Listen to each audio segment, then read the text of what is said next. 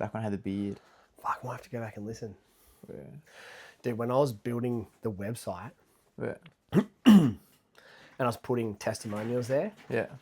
I went onto everyone's page to get an image, Yeah. so I could put it with the testimonial. Yeah. And the only ones I could find was Maybe you the with the beard. beard. And Yeah. I was like, I don't know if you would want that. Nah, I can send you a different headshot if you want. Have you seen it? I've got one on there. It's your profile picture. Oh, right, my current profile picture. Yeah, that's probably what I would have sent you. Yeah. Do you know who took that? Kyle? Yeah. Really? Yeah, we were just randomly at the gym one day and I was like, mate, there's a white wall. Can you just get me a new headshot? He's like, it's going to be shit. And I was like, nah, it'll be good. It's fucking great. No, this one's like outside or something. Oh, is it my Facebook profile picture? Oh, it must be. Is it a headshot or is it like... It's a headshot. It's like a real natural shot. You're just looking into the distance. No, that's not my profile picture. This must be your OnlyFans profile. Yeah, it must be. Sweet. Dilsey. Do you mind every now and then just making sure, like, it doesn't say you run out of fucking... Yeah, true. Yeah, ran out of, like, memory? No, you can get in the way. Your production team, bro. You're not gonna post the whole clip unedited, so... No, I'll put it up on YouTube. Definitely not. You haven't done that before, have you? All right. Yeah, yeah. At the end of Laughers, he's like, "Should we kiss?" I didn't realize, and I put it up, and Dill's like, "Dude, you left that bit in." Anyway, all right, action. George, Hello. Mr. Stubbs, welcome to the garden shed. Thank you. It's great to be here. Yeah, man. So we're gonna have a chat specifically about the Unplugged Nature Retreat that we went on. Yeah. But also, there's lots of bits in between because we go way back. I think we can say that. Yeah, we can say that. I thought we were going to discuss the fact that we're both wearing black wife beaters. But that's neither here nor there. Well, you didn't bring your jeans, so I thought I'd just leave it out. So we do go way back, but like not really. How long have we known each other? It would have been around COVID, say 5 years. I was going to say 2020. So I remember being on the frontier during lockdowns, just strolling up and down the front garden. We just had a random chat? Yeah, random phone call. I think it's the first time we spoke. Cool. Okay, so for context, you and I met online. I think we resonated because you were sharing stuff and we're just doing similar things, right? Right. I'm like, this guy looks cool. And I've met a few people that way, actually, which is awesome because it's like one of those things where people say as soon as you start being yourself, you just sort of become magnetic to the people you're gonna that are like you as well. And I personally spent a lot of years not like sort of not expressing myself or fully being myself. And then as soon as I started to share a bit more online, just about how I was and what I was doing and what I was into, I've met people like you. So 5 years later, you're coming on a retreat and we're connecting and yeah, it's cool because we've grown a lot since then as well, which has been nice. Because you're a different person to who I met back then. Big time. Yeah. So actually, just quickly, just do an intro. Like, what is it? Do you think that we resonated on back then? Because you were. I'll let you talk into it. Back then, probably just a blend of holistic health, personal development, maybe just an even alternative take on things. I wouldn't have said that myself or yourself were alternative for the sake of being alternative, but probably also found that the mainstream approach that we might have taken a bit before 2020 wasn't working for us, or at least it wasn't for me. And that's probably why we got along. Yeah.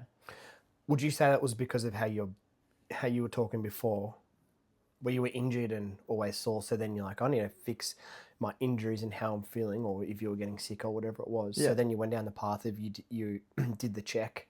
As in for like why I got into that? Yeah. Yeah, I mean 100%. You weren't in great condition, so you're like, I need to fix it. No, definitely not. Yeah. Yeah, I mean, I guess for me, like that would have all started just growing up, playing sports, tore my hammy 4 times in 1 year, like I've probably told you before. Eventually tore my hammy at the physio, which that was an interesting one doing testing. So after 4 hammy tears in 1 year, it's just like, fuck it, if the physios can't fix me, I'll fix myself. Started asking questions why. That's what got me into the fitness industry, and then wasn't getting the answers to the questions that I was looking for, and then that's what led me to studying Czech, and then maybe a more holistic approach. So that's probably where we linked up, and that's where, yeah, I'd say I found the answers to the questions I was asking. Nice. That's that's really cool. Yeah, and then essentially, I would say in my own way, my path was like a health thing, so I wasn't so much injured and stuff, but mine was more just like, oh, how can I just try new things to fix what's going on for me? And then, so yeah, there you go. That frames how we've crossed paths, and then we've kept in touch, sort of. And then up until recently, you've sort of stepped away from that world a bit. Like we're now connecting on the bro split thing, where we go to the gym and we're doing lots of low volume and not much like movement or not a whole lot of functional mobility type of training going on at the moment. Yeah, which is okay. We'll get back to that, I think. But that's what I mean, where we've had have lots of big growth journeys. Yeah. And it's cool to come back and meet you here to be like, oh, I'm actually kind of surprised that you're just in there doing 2 sets of bicep curls, 2 sets of tricep extensions, because you were out there with the protractor, like measuring joint angles and stuff at one stage, right? So anyway, here we are. And man, to frame it for everyone else as well, when we were going on this first nature immersion, it was a crew that was down here, and we all knew each other. Didn't make the cut. No, well, I called you last minute, and I was like, dude, I'm going away. I thought of you. I know this would resonate. Do you want to come?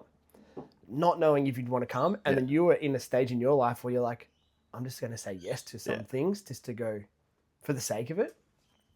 And then you came along without knowing anyone. Yeah. And I really admire that, because actually I get a lot of people interested in this and they go, I know I need to put myself in an environment where there's new people, but it's hard. It's really hard for people to do. But you just graciously rolled in and everyone was like, yeah, this guy's a vibe.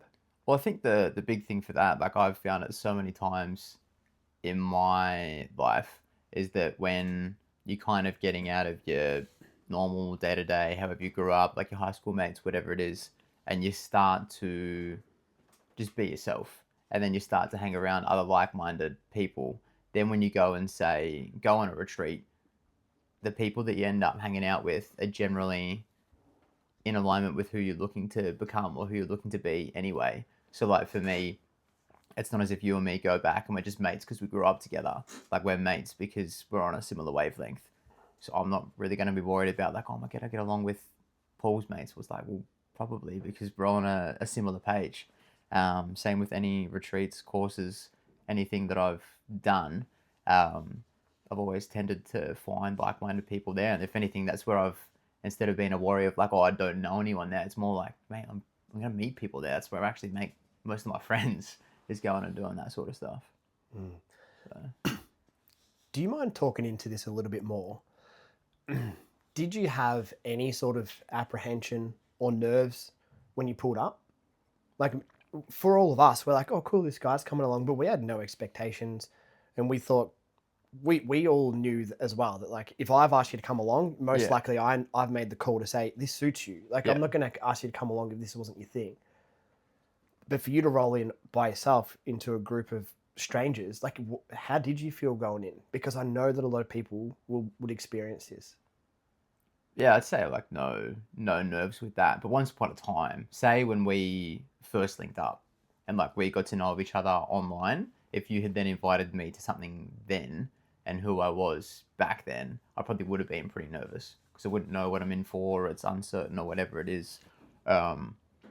Fast forward to now, like that's probably just more in my comfort zone. At the end of the day, like I enjoy those new experiences. I enjoy meeting people. I enjoy solo traveling, all the rest of it. So, yeah, I guess that's all pretty normal for me. But yeah, once upon a time, that would have been daunting for me because it's the unknown. Like it's stepping into something different, and the unknown can be scary at times. But often that's where the greatest opportunities come from.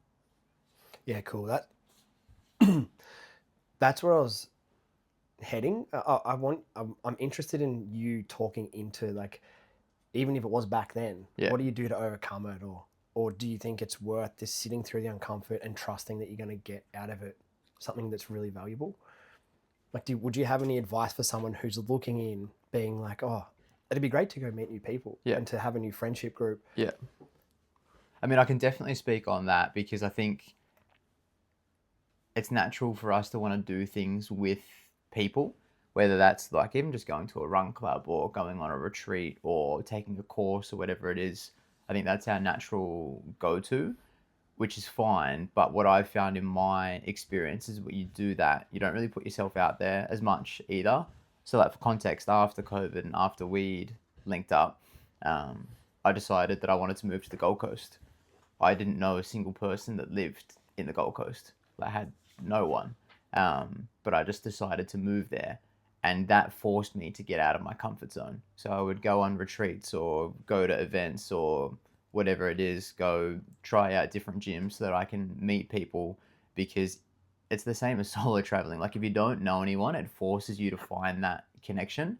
And then even if it is a little bit uncomfortable, you'll force yourself out of your comfort zone, because honestly, the discomfort of being lonely is probably greater than the discomfort of chatting to strangers or embracing the unknown, whatever that is. So I've just found that's always worked quite well for me. Whereas if I was going to go on a retreat or take a course or whatever it is, or even just using small examples, if I've gone to a run club for the first time that I haven't been to before, but I go with a mate, you stay in your little pair of two and you don't really socialize as much. Whereas if you go to a run club and you don't know anyone, you go on your own, you just naturally chat to people. Um, so that's kind of my take on that and my experience of that. If I'd moved to the Gold Coast with a friend, probably stay more in our bubble. Whereas I moved to the Gold Coast, I didn't know a single person, and within 3 months, I had a bigger network of like-minded people than I'd ever had in my entire life of living in Melbourne. So That's so cool. yeah, It's hopefully that's encouraging for people who are experiencing this, because I don't know what it is, but maybe it's this day and age and the way social media connects everyone, and it almost feels like, I think for some people, that they don't know, they just wouldn't know how to do it. They wouldn't know where to Yeah. start. They go, yeah, I probably should get out and meet more people. Yeah. But when you're in your 20s and 30s and you might have a family and you're not, say, into sport, like when you're young and you're playing sport, you're connecting with a team of 40, 50 people, especially if you're playing footy or something, right? Yeah. So it's really easy to find your group or just to be a part of something. But yeah, what you're talking about, it does take a bit of courage, but I've been there and I personally think it's worth doing as well. 100%. Yeah. Yeah. Yeah, it's super valuable. So thank you for speaking into that. And then, do you mind also just telling us, when I rang you and said, hey, come along to this event that we're running out in nature, I pretty much just said, hey, it's a bunch of dudes. Yeah. We're going out and we're just going to do some training outside. And I explained what the retreat was. We're going to eat this. This is sort of what we've got planned. That appealed to you because you were in a certain stage of your life, like something was happening for you. What made you look in on this and go, yeah, that's what I need right now? I mean, I'd say on a general level, it resonated because we get along. So I don't know, we've got a similar perspective on the food that we want to eat, or how we want to spend our time, or training, or being involved in nature. So that all definitely ticked a box. But I guess why it was specifically valuable to me at that point in time, and that's where I said to you, like, oh, this just kind of makes sense as well, is for God, when did we go on the retreat? 2 months ago. So 2 months ago. So what we're April now, would have been Feb. So for the past 15 months, or at least 12 months straight, I just worked non-stop. I'd be putting in 40, 50, 60, sometimes 60 plus hour weeks, which is great. And that was my focus. That was my intention. Like, work and my career was the priority. But I hadn't taken a break other than a little short stint at Christmas. And to be honest, like, I was pretty burnt out. I'm naturally a pretty energetic, outgoing guy. And I was open with you when I came in. I was like, man, I'm going to be honest, like, it's not a bad thing. My batteries are probably lower than usual. And this is exactly what I need just to recharge. And that was probably the big thing for me, is that I had been just go, go, go. And I wasn't making the time or space in my life to meditate or unplug and just rest and recover a little bit. So that was huge for me. And there was probably also a little bit going on for me internally, and some different decisions that I was weighing up that I just wasn't giving the space, because I was just go, go, go. So I said, you know what? I'll knock off work on a Friday. I'll shoot down. I'll meet you guys. And then I'll actually be giving myself that space to actually Yeah, unplug. It's amazing. Glad that that space was available for you there. Right.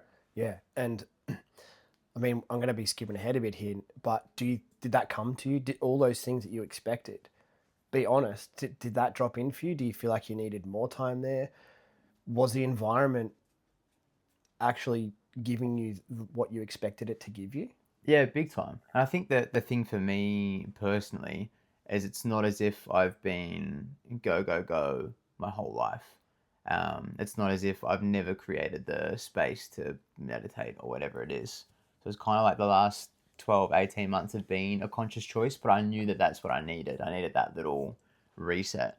Um, so that was great. It gave me a little bit of time to rest, recharge, but then also a bit of a alignment checks. Then when I did go back into the noise of, the hustle and grind of work and whatever, I was doing that from the place of being grounded, of being reset and having that perspective rather than just operating automatically. And then since then, fast forward 2 months to now, I say, well, I probably have maintained a better um, sense of just being grounded. I've got a better relationship with social media again, and I'm managing my phone use a little bit better, or even just making time to meditate.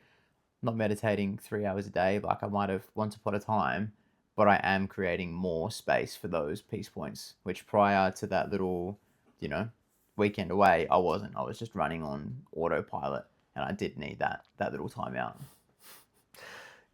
Yeah, we were just in the gym with Lockie, who also came on the retreat, and his partner came up to me and said, "I got a bone to pick with you."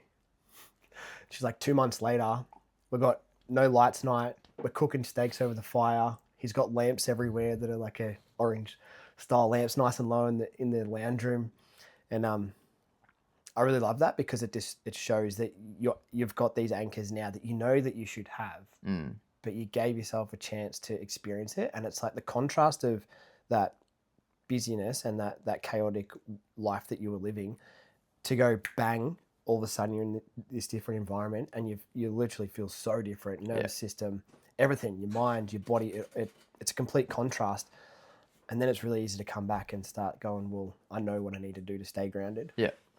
And you already had all those tools, but it was just like a little reminder for you. Big time. Yeah. Yeah. You're going to operate from a way better place if you're waking up and you're operating from that energy, that level of energy, your results are going to reflect that. Yeah. But like you saw, I feel like personally, I've been caught up in getting busier, adding more, being on my phone more to build a business because I want to be online. And it's like this whole thing that I'm doing every day, it pushes me further away from the actual place I want to be operating from. So that going away for 4 days, that's a really good way to be like, oh, that's the baseline that I want to operate from. Yeah. So it's really good to hear it from your perspective, especially for someone who, you are one of the most grounded people I know. Yeah. When we're away, and I think about this all the time because I'm like, how far do I take these nature retreats? Yeah. But when we're away, you told us you did 10 days of silence. Like, what was that? The Vipassana. Vipassana. Yeah. You did that 10 days. That was next level. Yeah. Like you were eating and stuff, obviously, but there was nothing else. You sit up straight and meditate for 10 hours a day. Yeah. So I think I want to be mindful of how many inputs people get while we're away. Yeah. And when I think, well, how far do I push it? That's almost the ultimate thing, isn't it? Yeah, What you've done. That's a whole nother level. I guess to speak to that quickly, because it's all well and good, and thank you for you to say, like, oh, I'm one of the most grounded people you know. But I think in regards to like the groundedness, the intention span, there's been a really big takeaway for me. I've sat in Vipassana, I would say even when I was living on the Gold Coast, I meditated much more consistently. So at a bare minimum, 40 minutes morning, 40 minutes in the evening. And I've meditated for a long time, on and off since I was 15. Like it's always been a part of my life in one way or another. And oftentimes it would be 90 minutes in the morning, 90 minutes at night. That's 3 hours of meditation a day. You can tell that I wasn't working 60 hours a week back then. I was probably meditating a lot more. And then leading up to Vipassana, I was meditating 6 hours a day. I was preparing myself for doing it. And then, 10 hours of 10 days of meditation, 10 hours a day is a lot.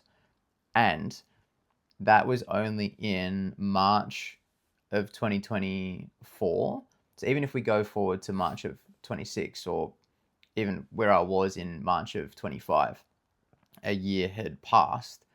If that's not consistently maintained, the brain's ability to relapse and deform and just lose all that structure. It's not as if I did Vipassana and then I was just like Zen and had perfect focus forever. Like with social media, screens, technology, all the rest of it, like you can fuck your brain up pretty quick. So I found even for myself through this year, getting a lot more involved in just probably the 3D world of work and hustle and all the rest of it, mate, my attention span has shrunk all the way back to its bare minimum in times as well, and just getting caught up in short form content and being so busy working and then struggling to even be by myself. And I'm someone who has been there before. Like you might have seen me. Like I've done 10 days of some pretty intense groundedness, if you want to call it that. And somehow I've still found a way since then to get away with from that and to get into all the stimulation, all the rest of it, where like I wouldn't even want to do my meal prep without listening to a podcast or go for a walk without listening to the music, whatever it is.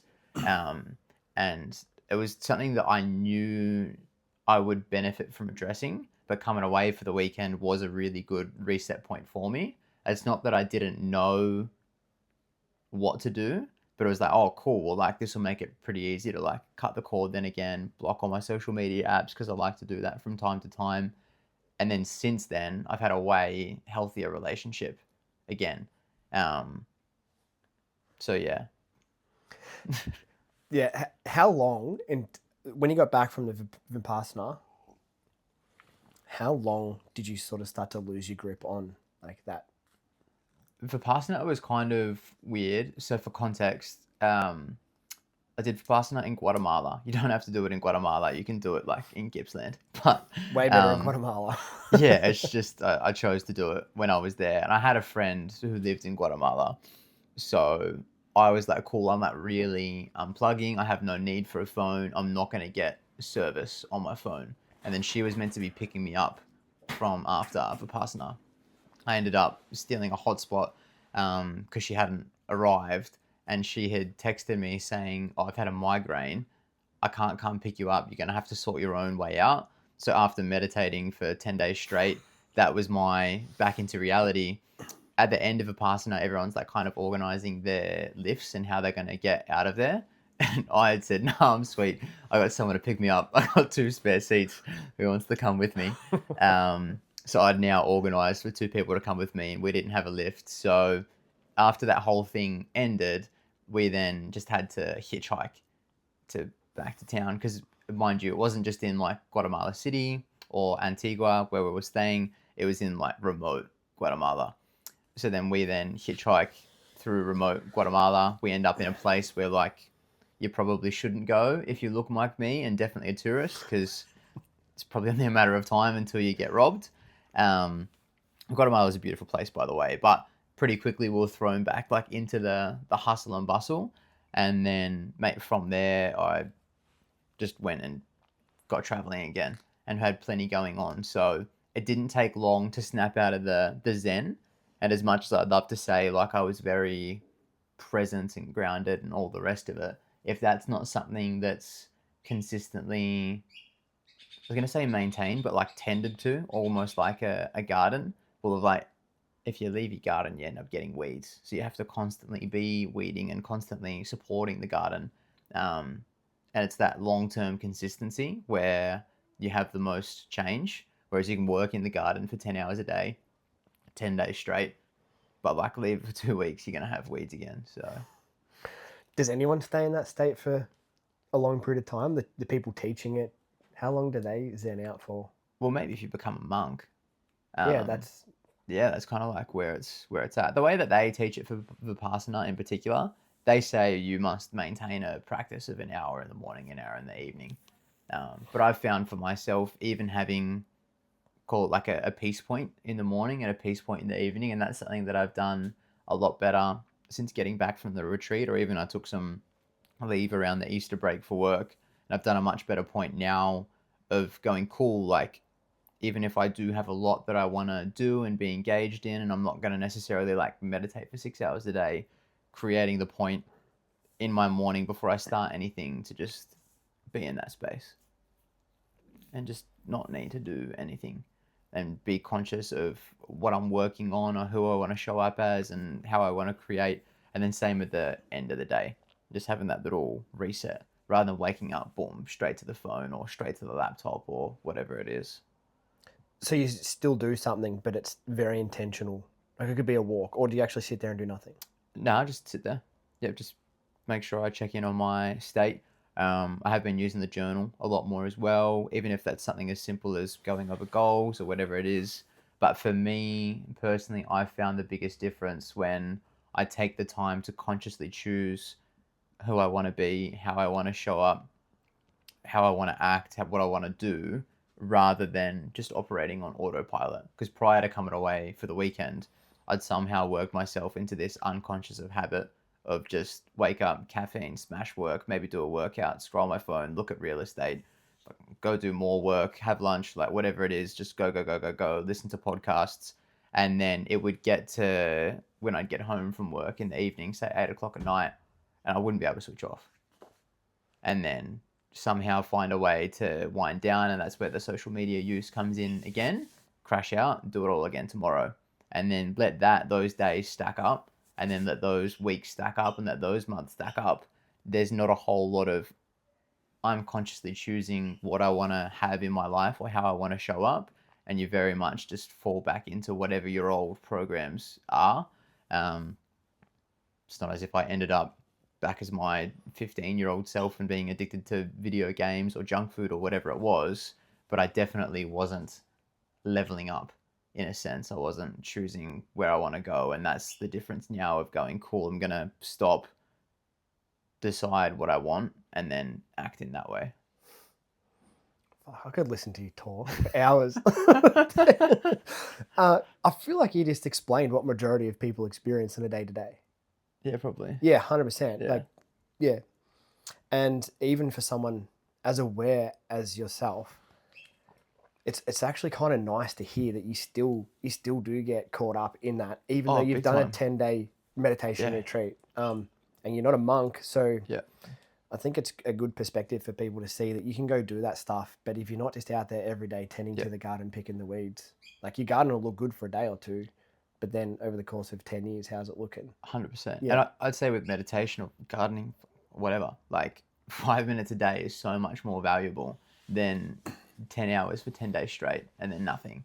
Like, hands down, that's where I found the most value. Sure, you do anything for 10 hours a day, 10 days straight, you'll get pretty good at it. And there's benefit of that, say in Vipassana. It's kind of like using psychedelics or whatever it is. It's a pretty transformative experience. But again, like you do psychedelics and then you do nothing about like whatever you took away from it. Like you haven't really done anything and you're just going to go back to being who you're going to be.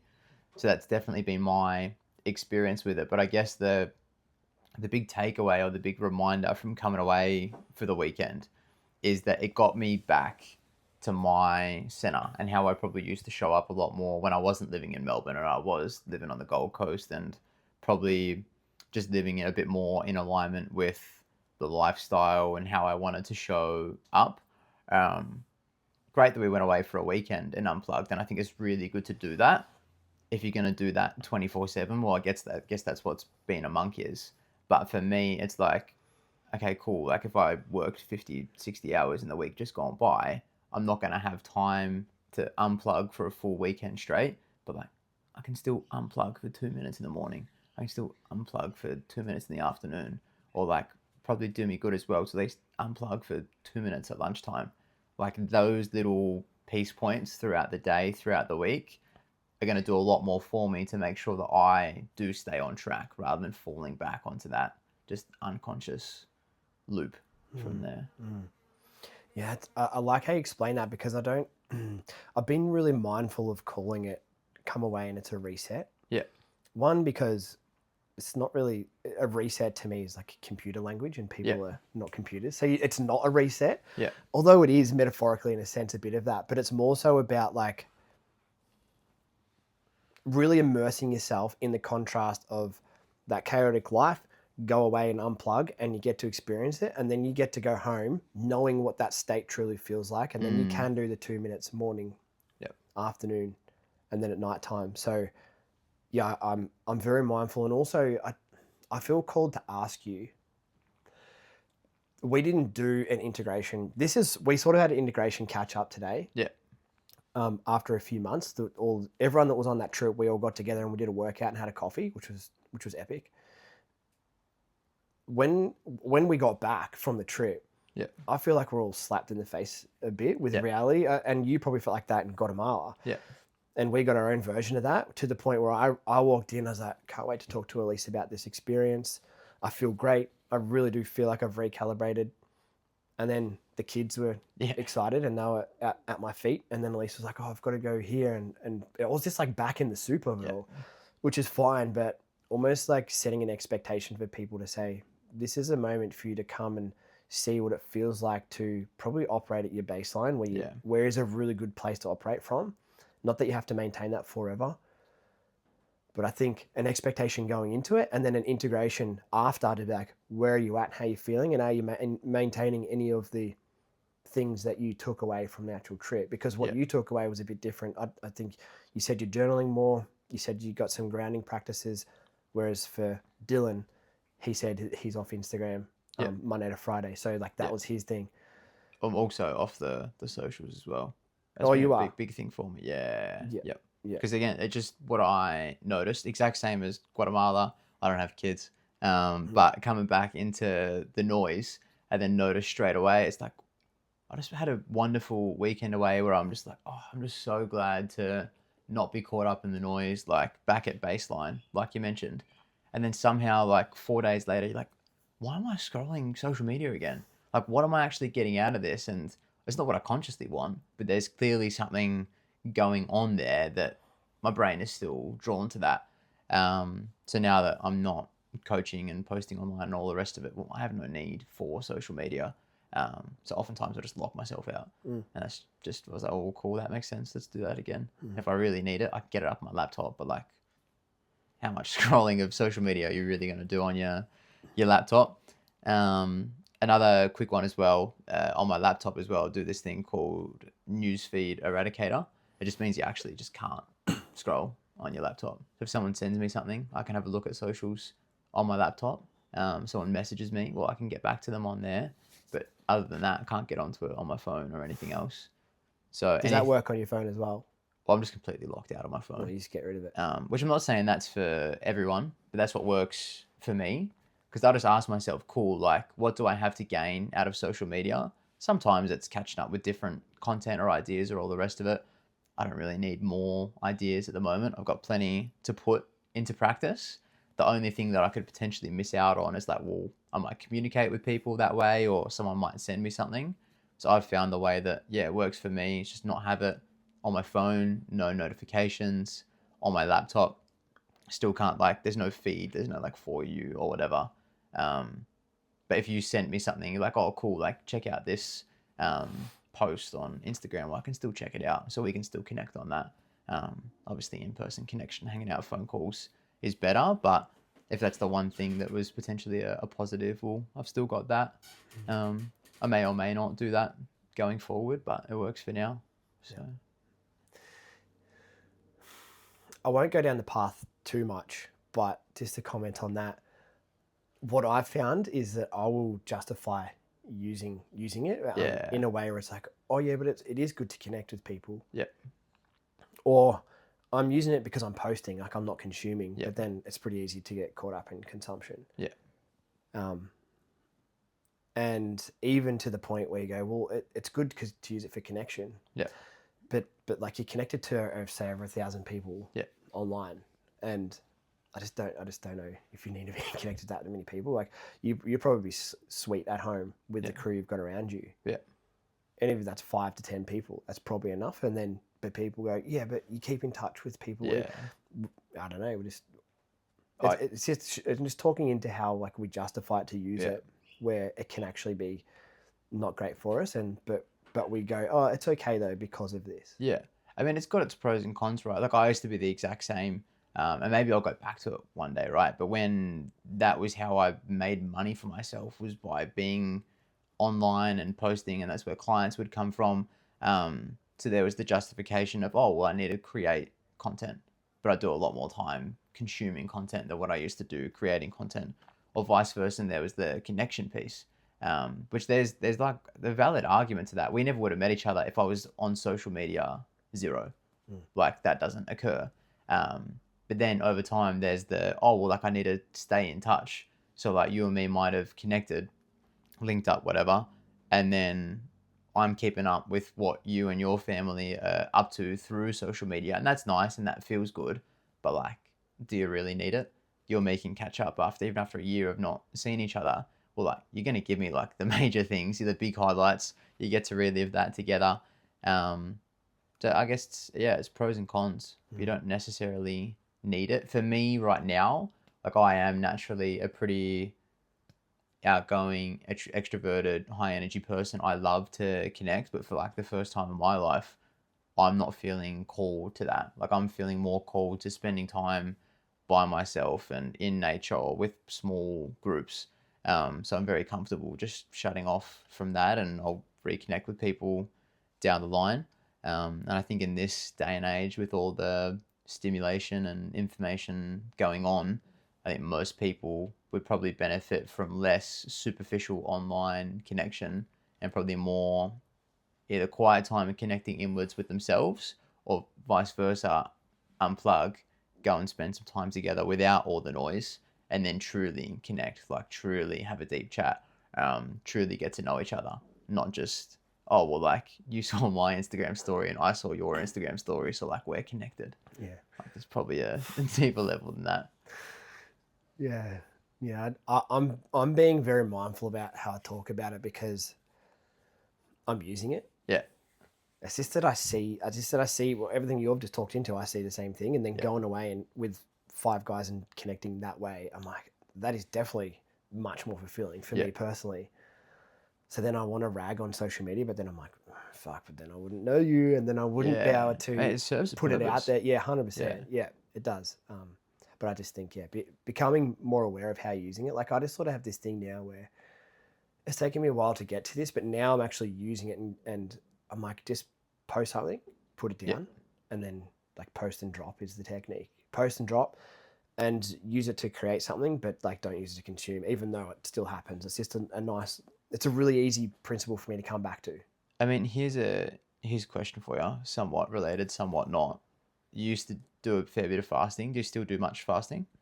But once upon a time, you did. And I'm the same. I haven't done any long fast in a while, but I've done some long fast for, I don't know, a few months straight. I did a 24-hour fast every Sunday. I got a lot of value out of that. And what I've found now is I may not be fasting from food, but I've found that fasting in different ways from social media has been really beneficial. So like Dills, as an example, he's fasting Monday to Friday, and then allows himself to use it on the weekends.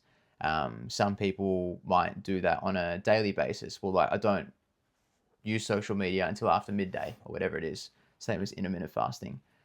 For me right now, I'm finding the fasting that's working for me is a more extended fast. But who knows? Maybe I might feast. Like after I'm done with that, I might catch up on a bunch of content, get a bunch of ideas, connect with people, whatever it is. But I do think in this day and age, like unlimited access to food and calories, junk food, whatever, is probably not healthy. Kind of zero of it, or you're gonna starve. But I think the fasting approach, whether that's to social media or even a little bit deeper with meditation, there's definitely value in that. And like just the same as with fasting, like there's no perfect way of doing fasting. There's many different ways of going about it. Some people you probably wouldn't recommend fasting at all. Like they've just got to get a healthy consumption in the first place. So lots of different ways of going about it. I don't think there's a right or wrong. Yeah, it's good. I like that you've talked into it that way. It's given a little framework on how to manage it well. Yeah. Instead of just letting it take over, because it's there and it's always going to be there. So it's about putting something like that in place. Yeah. That's easy to be. I'm going to do fast. Yeah, unless you're gonna go live in the woods permanently, but not really planning on that anytime soon. No, So that's it. Yeah, and like, not a huge deal if you do use it a bit. yeah, I think, you know, the struggle that I have, like the challenging thing for me, which like causes dread, is when I'm on it and I'm on this because I'm working or something. Yeah. And the kids are at my feet. I'm like, the kids are just like, oh, I can't concentrate. Like, Yeah. get away from me. And then whatever it is I'm doing, I'm operating at the frequency of like, I'm irritated at my kids because I want to post this. Yeah. And that is a shocking place to build anything from. Yeah. And so that's just an example. That's something that I've been thinking about lately. I'm like, nothing is actually more important than that present moment. Yeah. And then the whole, whatever you build out from that moment, that like if I'm more present with the kids, if I just was to put my phone away and be present and enjoy that moment and then go back to it later, that's going to be a completely different thing that I've created. Yeah. Because that's where the real energy lies. Yeah. Anyway, everyone deals with that differently. And some people don't really give a fuck, and some people know that it's detrimental to their life. So I think I know where you stand. It's cool to hear. You're so balanced with it all. I'll do my best, but like that balance changes as well. Like my balance for me, and this is probably a big takeaway over time, but I used to think balance for everything was 50-50. So like everything in moderation, but I never found that really worked for me. I found that once upon a time I did want to meditate 6 hours a day. Right now it's probably more like 6 minutes a day, but that's balance for me. This answer that you're giving, it's like a balanced answer as well. Yeah. Big fence sitter. Maybe that's just the inner Libra in me being the scales. But I found like you speaking to like the person that you've caught up with now is different to the person that, you know, when we first linked up. But ultimately that's come from finding whatever balance is for me. That might be leaning more one way than the other. But yeah, ultimately it hasn't been just everything 50-50. Times for work, times for play, times for rest. It's Yeah, I like how you've actually done stuff about it over the years. Like you have been to the extremes, either end. Yeah, big time. You know, like your body was cooked at one stage. You went and did the meditation thing. You swang back, and you're in the corporate world, right? You got a corporate job, more or less. Yeah. Yeah, but then I've seen you spend a lot of time out in nature, and like you've embraced that and value that. So it's nice to see you swinging back and forth on a pendulum. Yeah. You actually you framed life like that. Like a lot of the time we're on a pendulum. Like you've said that. I think you were the one that said that to me, and I think about that a lot. Yeah. Where it's never like it's either this or it is that. It's always going to be a pendulum, and then eventually like you might sort of find a sweet spot. Well, like even like we're chatting with training today. Like I'm doing the most like bodybuilding. Probably doesn't help that I'm patting him. No. I'm doing like the most like bodybuilding, strength focused training that I've done ever. Full stop. And I'm the strongest that I've been. I'm also the least mobile that I've been. And like if I keep pushing that in an unbalanced way, well, sure, I might get stronger, but at the sacrifice of what? Like I'm going to end up getting tighter, more muscle bound, maybe some injuries pop up, whatever it is. You keep pushing that and you don't listen to the niggles and, you know, those pains getting louder. Well, then you end up with like a proper serious injury. And then the pendulum has to swing the other way and you're forced to do the stretching, the mobility, all the rest of it.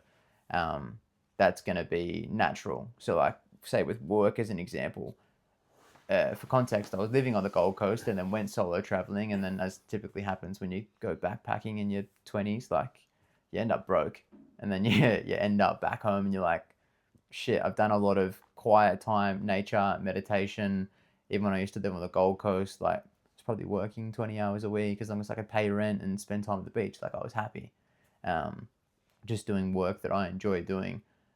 But then I'd done a lot of that. And that then led to me getting back to Australia and being like, I'm 24 now. Well, I don't want to be broke and like surfing and just going to the gym when I'm 34 or 44.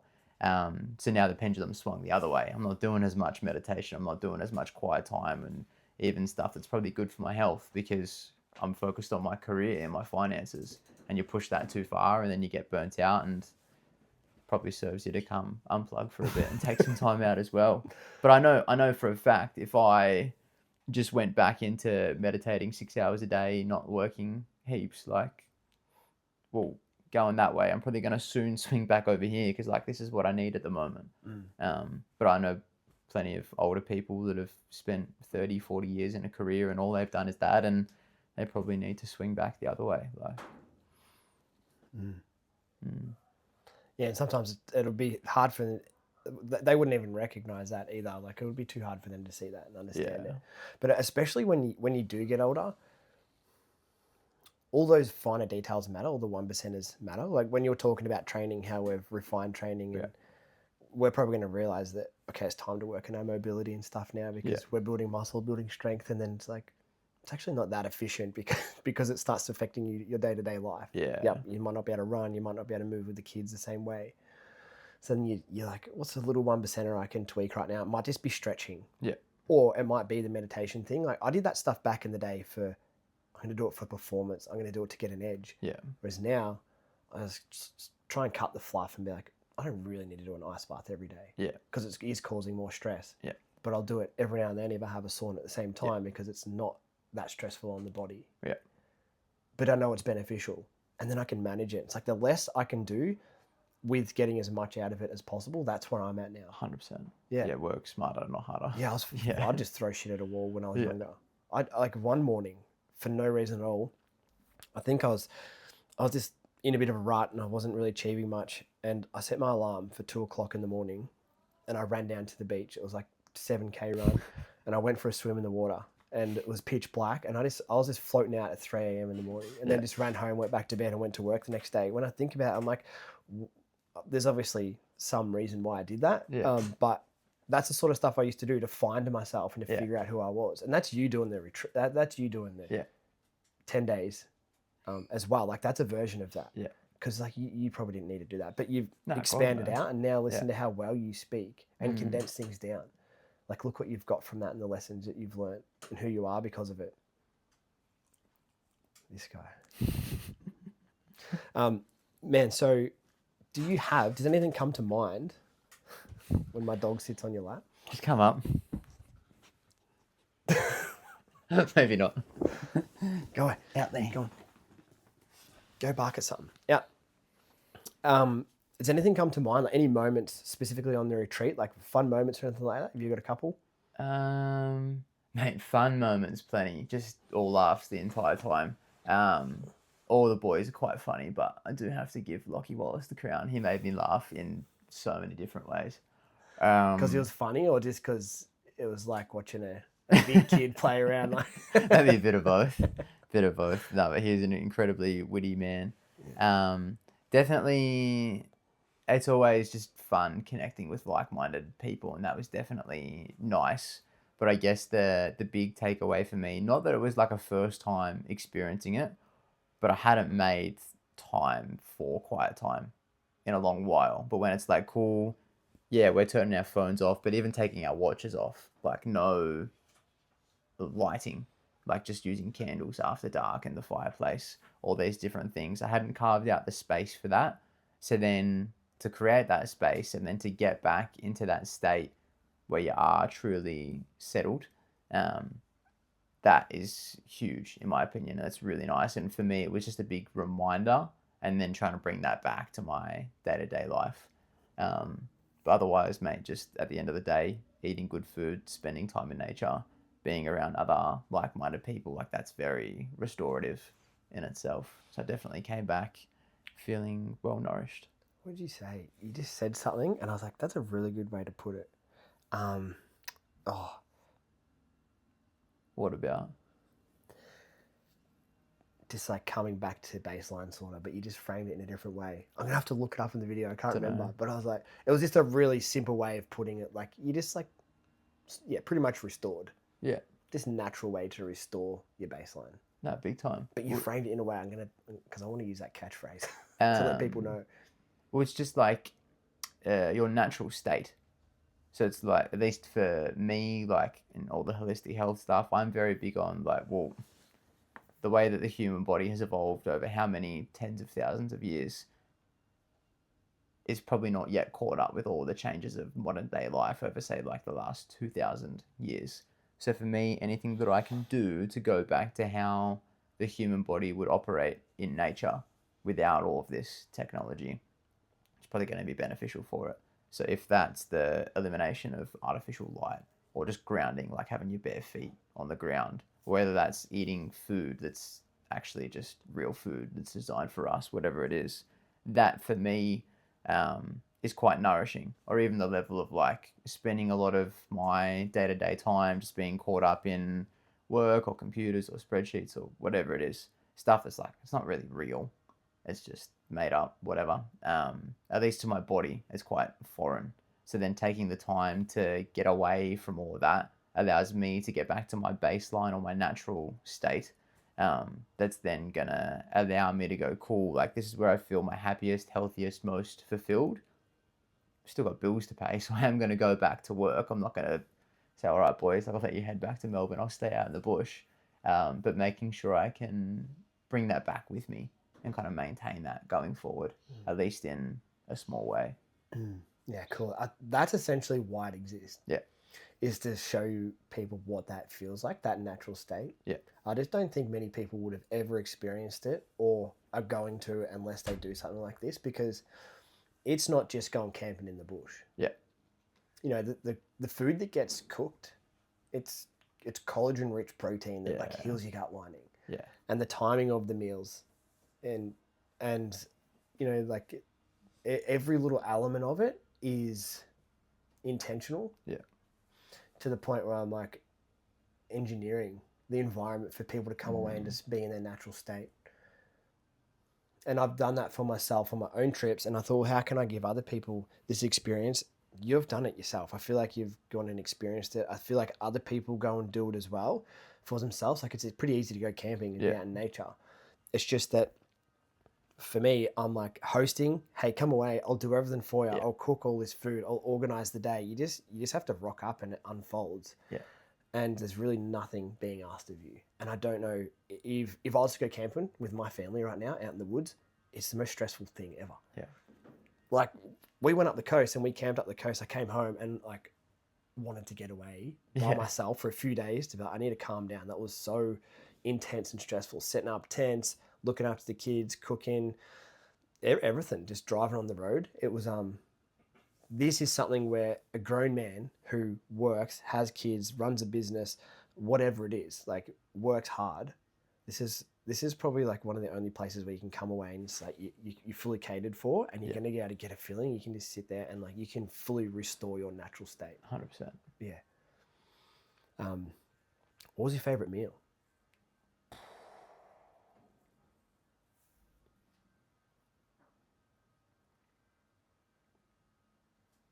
Mate, this is going to sound so basic. The watermelon? No, not even. Mate, there's something about Elise's rice. It's just on like a whole nother level. I don't think you gave me the recipe. I don't think I'm even going to bother trying to make it myself. Both of the rice dishes that we had, again, after spending time in nature, a bit of exercise, whatever it is, that is so nourishing as opposed to just like, boom, here's your cheap Woolworths jasmine rice, chuck it in the rice cooker and eat it. Yeah, they were probably my two faves. Yeah, it's not a secret recipe. Do you know the rice? I think what I told you what it was is like adding some coconut oil to it while it's cooking and just letting it absorb, but also preparing it overnight. That's like another thing she did, and she just made it with love. Like she put her passion and energy into it. So that's probably, you can feel that when you're eating it for sure. That's the other thing that I was going to say. And like, yeah, 100% that side. But then even just the fact that we sit down and have a meal together and there's no phones about, and like, you're not in a rush to scoff down your food before you get back to whatever you were doing in your busy life. Or, yeah, sure, like you're having your lunch on your own, but you're listening to a podcast. Like, are you really on your own? To those dinner meals, even like the steaks on the fire, whatever it is, like there's a presence that comes with that that's so nourishing and enjoyable. And that's one thing, to be honest, now that I just speak it out loud, I probably haven't done as good a job as what I'd liked since coming back of doing that. I might be having a few more morning coffees outside or whatever it is. I'm not perfect. I've still gotten back into the habit of, listening to a podcast and just keep ripping through while I eat my lunch or whatever it is, when I would benefit from even just those 3 meals in a day being peace points themselves. Habit stack. Yeah. Yeah. Well, now you've been away and you've just talked into, I got this out of it. This can be our integration point. Yeah. Where I just want to ask you from this point right now, that's probably the thing that you can do, right? Mate, meals are probably the biggest one, eh? Yeah. It's just making that the peace point as well. Cool. Can definitely do that. I'm going to check in. Yeah. I'm going to check in a little bit and see if you're doing your peace points. I think that's a good idea. That's a perfect habit stacking thing. Yeah. No, definitely. Dude, it's like I said before, you have done stuff like this. Lockie does stuff like this. The boys, Dylan, like everyone's pretty tuned in to all this stuff that we're already doing. As in, if they're not eating perfectly, they're most likely training or they're embracing nature because they see the benefit of it. When you're talking about this, I'm like, can you just imagine if you've never really done any of those things, or you might do one but not the other, when they all come together? Because we're sort of like, we see how good it makes us feel. But for someone who doesn't know, like, I just want people to come and experience this and feel the fucking difference, to know that this is a really good place to operate from. Yeah. Because you might never get the chance to do it, but like I almost feel like it doesn't matter who you are, because you've done the hardcore version of this. Yeah. And you still got something out of it. So I don't think it matters who you are. I think that big time. Yeah. So like, if you're a human being and you got a body 100%. and a mind, I think you get something out of it for sure. So hopefully someone listening to this is going, fuck, I want to be like Jordan. Careful what you wish for. Fuck. Yeah, that's cool. All right, cool, mate. We'll wrap it up. You've got a long drive back home, so No worries. yeah, Mate, thanks for having me. Yeah, pleasure. And look forward to catching up soon. Sounds good. Yeah, dog. Any last words? No, that's it. Done. Sweet. Love it. Cut. Good, yeah. You just mogged me on my own podcast. What do you mean? But I did get you on the RDLs. Mate, you got me on fucking everything. Jesus.